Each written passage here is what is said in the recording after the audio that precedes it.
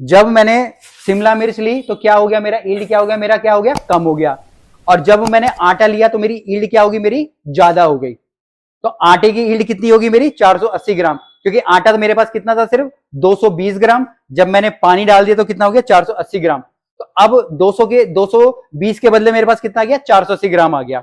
तो 480 ग्राम क्या हो गया, मेरा ईल्ड हो गया।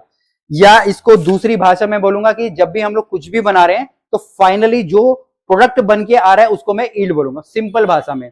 अब ईल्ड को हम लोग, ये नहीं है कि मेरे पास शिमला मिर्च है, ठीक है ना, अब ये नहीं कि मैं इसके जो छिलके विलके हैं, ठीक है, उनको मैं वेस्टेज समझू। हो सकता है कि मैं उनको कहीं यूज कर पाऊं। जैसे मैं बोलता हूं मेरे टमाटो के जो स्लाइसेस होते हैं, ठीक है, या मेरे कैरेट के जो स्लाइसेस बच जाते हैं, छिलके बच जाते हैं, तो अगर मैं हूं तो मैं उनको स्टॉक्स में यूज कर सकता हूं। प्याज के छिलकों को मैं स्टॉक्स में यूज कर सकता हूं, ठीक है। सांबर के अंदर तो हम लोग कुछ बचते नहीं, सब कुछ ही काट देते हैं हम लोग, ठीक है। तो वो हमारी एक प्रोफेशनल शेफ लोगों के ऊपर होता है। तो जितनी हम लोग कम वेस्टेज करेंगे उतनी ईल्ड हमारी बढ़ जाएगी। तो ये तो मैंने आपको सिंगल सिंगल बताया, ठीक है।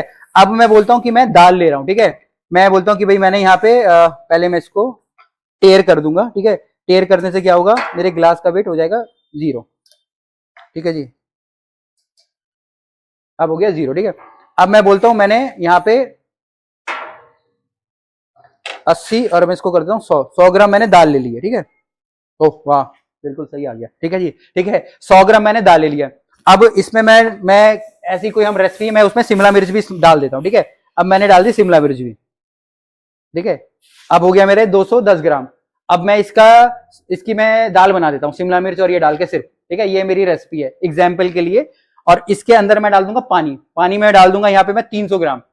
अब मैं इसको पकाना चालू करूंगा, पकाना चालू करूंगा तो टोटली कितना हो गया, 500 ग्राम हो गया। हो सकता है कि थोड़ा सा रिड्यूस होके कम होके कितना रह जाएगा, 400 ग्राम। तो 400 ग्राम उसका ईल्ड है फिर, ठीक है।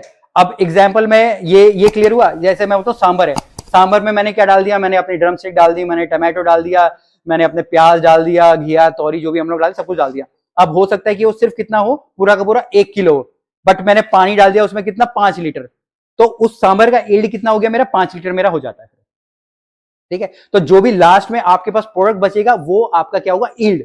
अब वो 1 लीटर जो मेरे पास या 5 लीटर मेरे पास जो सांबर पड़ा है ना, उसका प्राइस कितना है, ठीक है। उसका जितना प्राइस है उसको मैं डिवाइड कर दूंगा कितने, जितना किलो मेरा सांबर है। सांबर मेरा कितना था, 500 ग्राम। अगर 5 किलो होता है तो फिर 5000 ग्राम हो जाता है। तो 500 ग्राम को मैं डिवाइड कर दूंगा उसके प्राइस से, तो 1 ग्राम सांबर का मेरे को कीमत पता चलेगी। बट ये सारी चीजें तब पता चलेगी जब मेरे को ये पता चलेगा कि मेरी ईल्ड कितनी है। तो ईल्ड निकालना सबसे ज्यादा जरूरी होता है।